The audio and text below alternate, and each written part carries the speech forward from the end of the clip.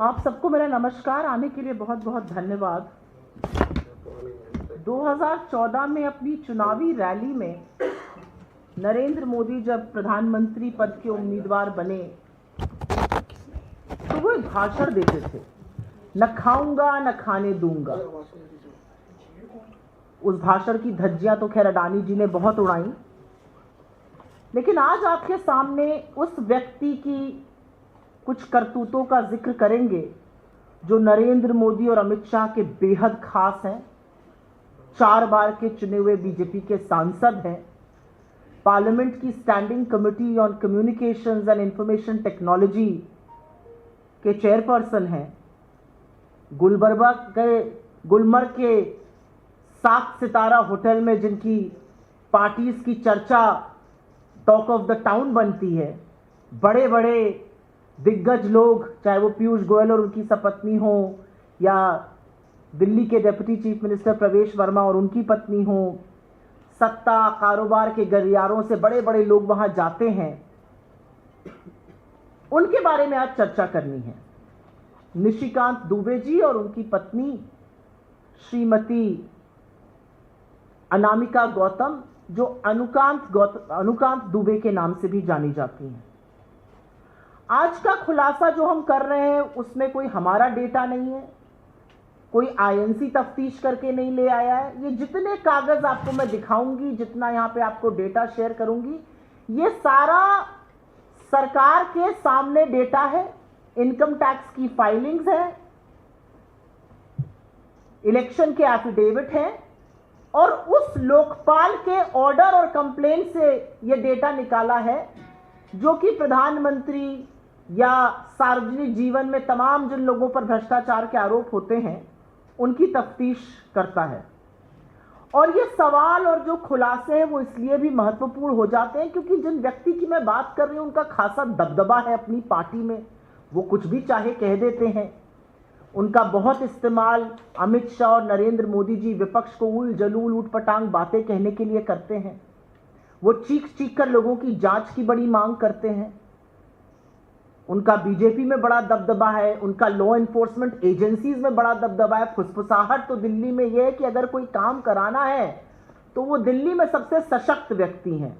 और सबको पता है कि निशिकांत दुबे अमित शाह जी के और नरेंद्र मोदी जी के बेहद करीबी हैं, बेहद दुलारे हैं। राजनीतिक गलियारों में तमाम तरह की चर्चा, उनका दबदबा तो कहते हैं इस तरह का है कि भारत छोड़ने से पहले ललित मोदी और विजय माल्या का भी उनसे उठना बैठना था। मुझे नहीं पता था कि नहीं, लेकिन राजनीतिक गलियारों में सत्ता की फुसफुसाहट ये कहती है कि उनका खासा दबदबा है। तो आज वहीं से कुछ दस्तावेज आपके सामने लाए हैं। ये सारी लोकपाल के ऑर्डर हैं। लोकपाल के सामने जो कंप्लेंट दर्ज हुई वो चीजें हैं। लोकपाल की पूरे लोकपाल का एक एक व्यक्ति सदस्य जो उसका है उसने क्या ऑर्डर किया वो है, और इसी पर हम चर्चा करेंगे।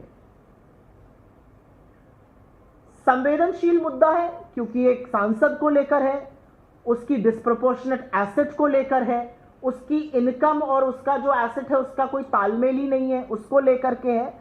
तो इसलिए यहां पर चर्चा करनी जरूरी है। 24 मई 2025 को माननीय लोकपाल के सामने एक कंप्लेंट दर्ज होती है और कुछ सवाल इस मंच से लोकपाल पर भी हैं, लोकपाल की पारदर्शिता या उसके ना होने पर भी है। एक कंप्लेंट दर्ज होती है निशिकांत दुबे जी के इलेक्शन एफिडेविट को लेकर, उनकी पत्नी के आय, उनके एसेट्स को लेकर, और उस कंप्लेंट का क्या होता है ये किसी को नहीं पता। लेकिन 24 मई के बाद 24 जुलाई को एक ऑर्डर आता है और उसमें लोकपाल का एक एक सदस्य, पूरी बेंच लोकपाल की ये ऑर्डर देती है, और इसमें से मैं थोड़ा भी कोट भी कर देती हूं। और निशिकांत दुबे जी को जवाब देने के लिए कहा जाता है 4 हफ्तों में। जवाब तो 22 अगस्त तक आ जाना चाहिए था। अब जवाब आया नहीं आया, उसके बाद क्या कदम उठाया लोकपाल ने, इस कंप्लेंट का नतीजा क्या हुआ, यह लोकपाल ही बता सकता है। लेकिन सार्वजनिक रूप से इसके बारे में हमें कुछ नहीं पता है। तो यहां से सवाल उठाने बेहद जरूरी है। आज हम अक्टूबर में हैं, जवाब तो 22 अगस्त तक आ जाने चाहिए थे, पता नहीं आए कि नहीं आए। आगे बढ़ने से पहले यह बताना जरूरी है कि हमारी जो कानूनी प्रक्रिया है, सुप्रीम कोर्ट का आदेश और इलेक्शन कमीशन की नियम के तहत कोई भी व्यक्ति, चाहे वो विधान परिषद का या विधानसभा का या लोकसभा का या राज्यसभा का, अगर चुनाव लड़ रहा है तो उसको अपना एक इलेक्शन एफिडेविट जमा करना पड़ता है। सिर्फ अपना ही नहीं, अपने पति पत्नी का, अगर पुरुष है तो अपनी पत्नी का देंगे, महिला लड़ रही तो अपने पति का देंगे, और अगर उन पर कोई भी आश्रित है, उसमें बच्चे, उसमें माँ बाप, उसमें अन्य रिश्तेदार भी आते हैं, अगर उन पर कोई आश्रित है। तो इसी के तहत निशिकांत दुबे जी ने 2009 में, 2014 में, 2019 में और 2024 में अपना इलेक्शन एफिडेविट दिया। और ये जो डेटा हम दिखाएंगे, ये उनके इलेक्शन एफिडेविट से डेटा निकला हुआ है, उनके द्वारा हस्ताक्षर किया गया, उनके द्वारा साइंड डॉक्यूमेंट है। ये डॉक्यूमेंट कांग्रेस पार्टी का नहीं है, ये उनके द्वारा साइंड डॉक्यूमेंट है और ये पब्लिक रूप से अवेलेबल है, जैसा कि किसी भी प्रतिनिधि का, जनप्रतिनिधि का आपको मिल सकता है। तो अब क्योंकि लोकपाल ने बाध्य किया है और भारत की जनता को जानने का हक है, तो जरूरी है कि पहले आप वो डेटा देख लें। अगर आप एसेट का एक ये चार्ट देखेंगे तो यहां पर कुछ चीजें देखनी जरूरी है। निशिकांत दुबे जी की पत्नी श्रीमती अनामिका गौतम या अनुकांत दुबे जानी जाती हैं, बहुत अच्छी लाइफस्टाइल की शौकीन है, होना भी चाहिए। अपनी तमाम जगहों पर फोटो डालती हैं, बड़ी बड़ी जगहों पर ट्रैवल करती हैं, बड़ी बड़ी गाड़ियां हैं इन लोगों के पास, लाइफस्टाइल तो क्या गजब की लाइफस्टाइल है। तो इनका जब एसेट का खुलासा हुआ, यह आपके सामने है। अनामिका गौतम जी 2009 में जब पहला एफिडेविट निशिकांत दुबे जी ने अपना भरा, तो इनके मूवेबल एसेट, जिसमें आपके पास कैश, बैंक में आपके पास कितना पैसा है, ज्वेलरी आपके पास है, जो मूवेबल एसेट्स होते हैं, वो 50 लाख रुपए के थे। इनका कोई इमूवेबल एसेट नहीं था, इनके पास कोई प्रॉपर्टी नहीं थी, इनके पास कोई लोन भी नहीं था। तो मोटा मोटा 50 लाख की संपत्ति की मालकिन थी निशिकांत दुबे जी की पत्नी अनामिका गौतम, अनुकांत दुबे जी। 2014 में जब इलेक्शन एफिडेविट दायर हुआ, तो धर्मपत्नी साक्षात लक्ष्मी जी का रूप बनी और उनका जो मूवेबल एसेट था वो 50 लाख से तो दुगना हो ही गया, 1 करोड़ 3 लाख के आसपास उनका इमूवेबल एसेट जो था। और यहां पे गौर से इन फिगर्स को देखिएगा, क्योंकि हम इनकम से भी इसको कंपेयर करेंगे। उनका जो इमूवेबल एसेट था वो 5 करोड़ 53 लाख के आसपास पहुंचा। अभी भी उनके पास कोई लोन नहीं था, तो टोटल मालकिन बन गई 6.5 करोड़ की संपत्ति की, मूवेबल और इमूवेबल दोनों बनाकर। फिर निशिकांत दुबे जी ने तीसरी बार चुनाव लड़ा और तीसरी बार इलेक्शन एफिडेविट सबमिट किया। और अब आप देखिए, 1 करोड़ की जो मूवेबल एसेट थे वो 3 करोड़ 72 लाख के हो गए। भगवान इतना संपत्ति, इतना धनाढ्य और इतना समृद्ध सबको बनाए। 1 करोड़ के मूवेबल एसेट तो 3 करोड़ 72 लाख के हुए ही, जो इमूवेबल एसेट थे वो 9 करोड़ 33 लाख के हो गए। तो वो टोटल मालकिन अब बन गई 13 करोड़ 6 लाख रुपए की। 50 लाख की मालकिन थी 2009 में, लेकिन 2019 आते आते ऐसी कृपा हुई कि वो 13 करोड़ 6 लाख की मालकिन बन गई। और जब 2024 का एफिडेविट आया, और इसको भी ध्यान से देखिएगा, उनके जो मूवेबल एसेट्स थे, जो धन संपत्ति, गाड़ियां, जेवर इत्यादि, वो 28 करोड़ 94 लाख के, नियरली 29 करोड़ रुपए के हो गए। और उनके जो इमूवेबल एसेट थे वो 10 करोड़ 66 लाख के हुए।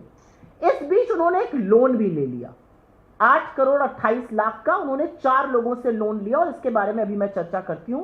अब वो टोटल मालकिन बन गई 31 करोड़ 32 लाख की। अगर आप मूवेबल और इमूवेबल को ऐड करिएगा और उसमें से लोन माइनस करिएगा, तो इतने की वो मालकिन बन गई। 50 लाख से शुरुआत हुई थी, लेकिन चौथी बार सांसद बनने के बाद धर्मपत्नी जी 31 करोड़ 32 लाख की मालकिन हैं। शायद इसीलिए पत्नी को लक्ष्मी का स्वरूप कहा गया है। यहां पर तो साक्षात लक्ष्मी बरस रही है। और चार्ट दिखाना चाहती हूं, और ये चार्ट तो गजब का है। आप लोगों को तो दुख होना चाहिए ये चार्ट देखकर। आप लोगों की आय कितनी बढ़ी मुझे नहीं पता, लेकिन अब आप आय देखिए। जब पहला चुनाव लड़ा निशिकांत जी ने, तो 2013-14 में अनामिका गौतम जी, उनकी पत्नी की आय थी मुश्किल से 4 लाख रुपए, 3,96,940 रुपए उनकी वार्षिक आय थी। ये उनके इनकम टैक्स रिटर्न से ली हुई आय है। ये भी हमारे दस्तावेज नहीं है, ये भी उनके इलेक्शन एफिडेविट में, लोकपाल की कंप्लेंट के साथ और इनकम टैक्स रिटर्न में उनकी आय 3,96,000, मोटा मोटा 4 लाख रुपए आई थी। 4 लाख रुपए आय का वही मतलब हो गया, आप 40,000 के आसपास मोटा मोटा कमा रहे थे। लेकिन 2017-18 19 चुनाव के जस्ट पहले 4 लाख जिनकी आय थी, इनकम थी, वो 2,16,00,000 हो गई। आप लोगों की कितनी बड़ी, मैं तो ये जानना चाहती हूं। 2014 से 2019 में 54 गुना, नॉट प्रतिशत, परसेंटेज की बात मैं नहीं कर रही हूं, 54 गुना उनकी आय बढ़ी। 4 लाख की आय 2,16,00,000 हो गई। दिवाली निकट है, इस बार गणेश लक्ष्मी के पूजन के वक्त ऐसी आय में वृद्धि आप लोग भी मांगिएगा। दिन भर आप लोग मेहनत करते हैं, दिन में, धूप में, बरसात में, जाड़े में, और आय देखिए कहां बढ़ रही है। 4 लाख की आय 2,16,00,000। इसका अगला भी देख ही लीजिए, क्योंकि उसमें जो आय थी वो 2024 आते आते 4 लाख जो कमाती थी, उनकी आय करीब करीब 2,63,00,000 हो गई। अब यहां पर कुछ फिगर्स हैं, वो ध्यान से सुनिएगा। इसको हटा सकते हैं, धन्यवाद। एसेट के फिगर, बस एसेट पे चले जाइए। अब कुछ फिगर्स आप ध्यान से सुनिएगा, क्योंकि जो उनकी डिक्लेयर्ड इनकम है और जो एसेट बढ़ रहा है उसमें कोई तालमेल ही नहीं है। भाई आप 50 लाख रुपए सालाना कमाते हैं, आपने 40 लाख का एसेट बनाया तो शायद कोई सवाल नहीं उठेगा। आप 50 लाख रुपए सालाना कमाते हैं, आप 4 करोड़ का एसेट बनाइएगा तो पूछेंगे ना, भाई एसेट कहां से बना, पैसा कहां से आया। आप ही ने इनकम डिक्लेयर करी है, आप ही ने एसेट डिक्लेयर किया है। तो लगातार श्रीमती अनुकांत दुबे जी का जो एसेट था और इनकम का कोई तालमेल ही नहीं है। 2009 में उनका 50 लाख एसेट था और उनकी इनकम उस समय 15 लाख थी। फिर आता है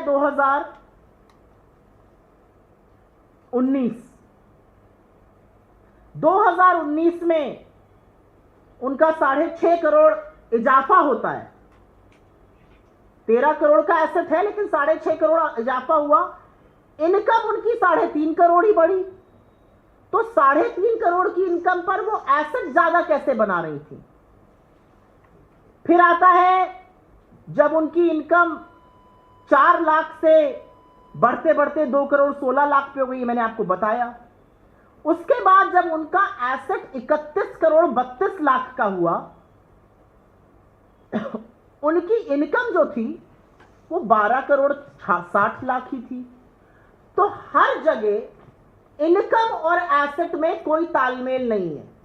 इनकम कम है, आय कम है, लेकिन एसेट ज्यादा है, और एसेट में मूवेबल एसेट है, मूवेबल एसेट सब कुछ है।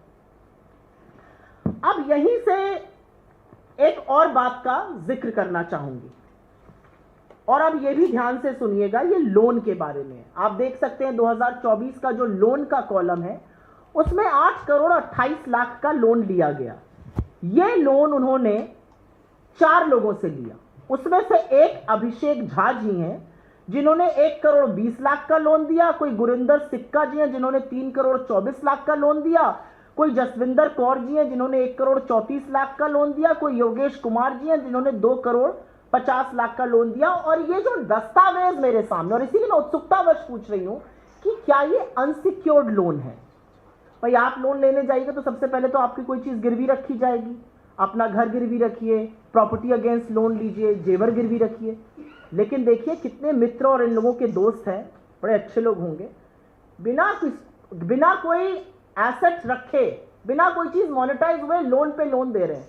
लेकिन गजब की बात अब सुनिए, निशिकांत दुबे जी ने तो अपने इलेक्शन एफिडेविट में कहा कि उनकी पत्नी को अभिषेक झा जी ने 1 करोड़ 20 लाख का लोन दिया।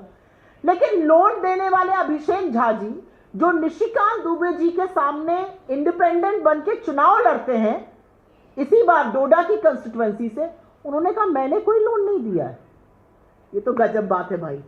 आप कह रहे आपने मुझसे 1 करोड़ का लोन लिया, मैं कह दूं मैंने लोन ही नहीं दिया, सारा पैसा आपका। क्योंकि लोन देने वाले कह रहे हैं ना मैंने आरटीजीएस किया, ना मैंने चेक किया, कोई सबूत नहीं है, मैंने कोई लोन ही नहीं दिया।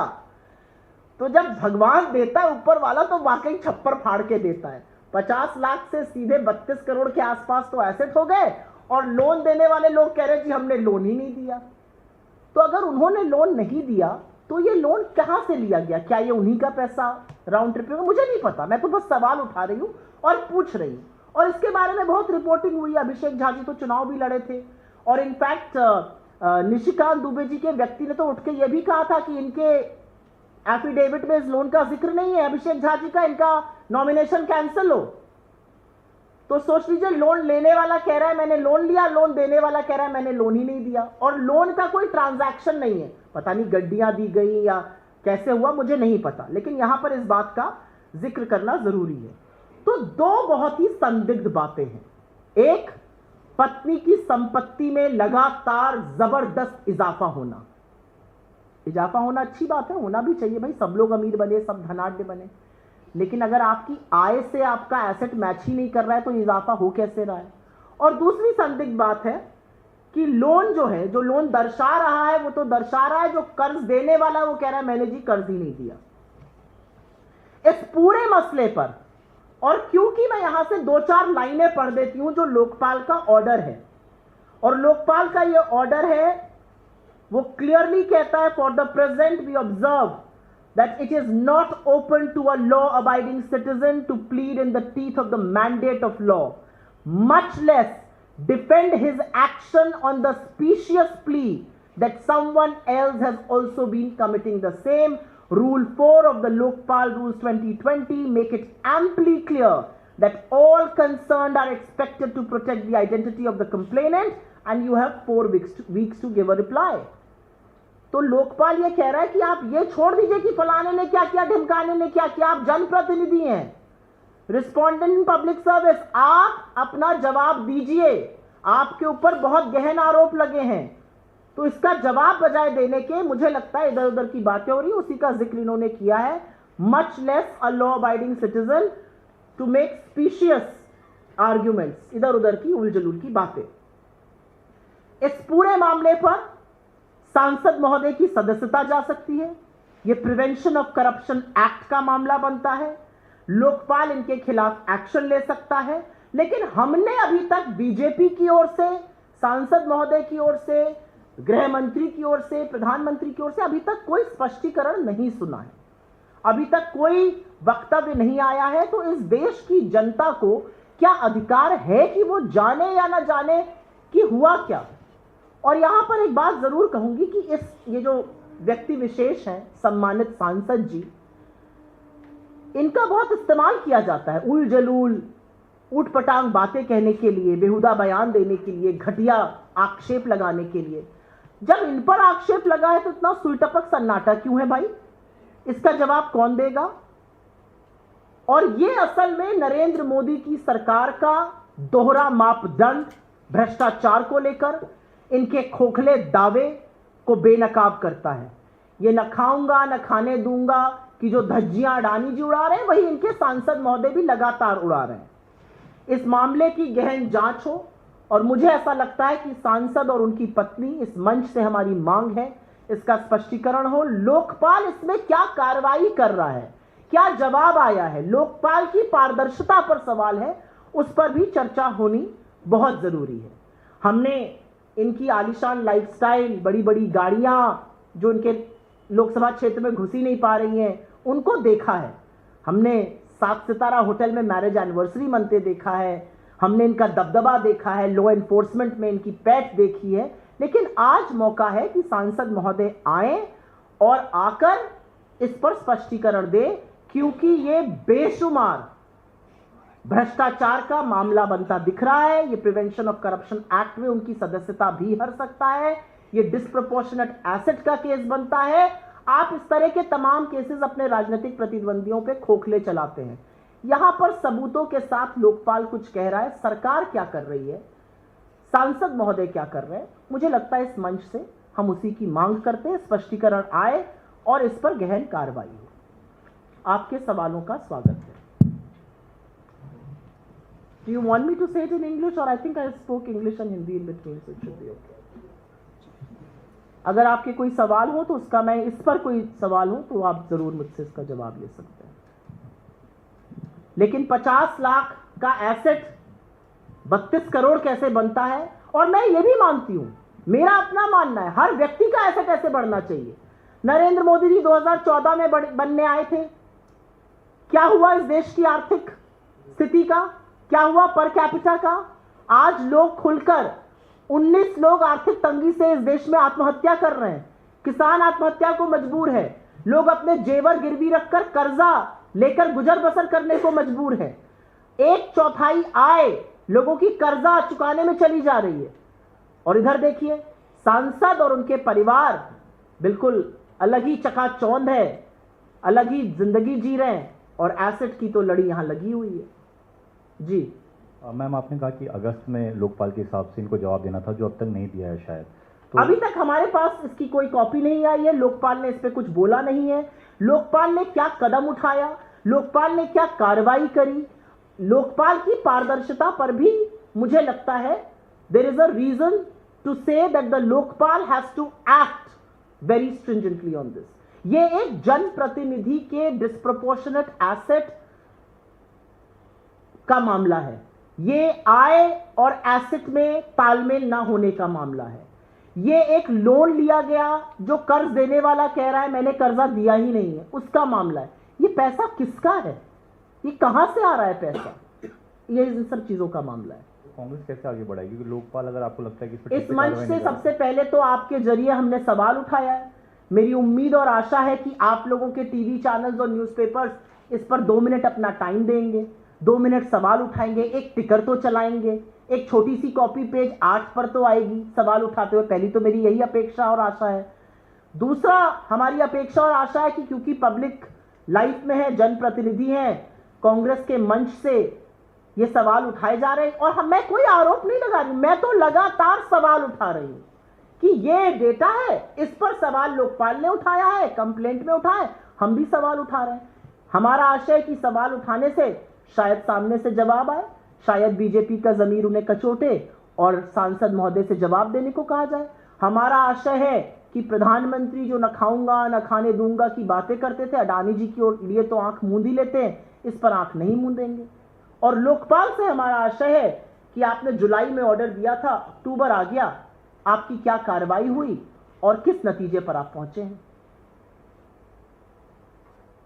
कोई और सवाल इस पर? बहुत बहुत धन्यवाद। Please do report it. It's a matter of very serious concern that involves a member of parliament, a disproportionate increase in his assets, and of course income that doesn't fit with the way assets are increasing. बहुत धन्यवाद आपका, शुक्रिया।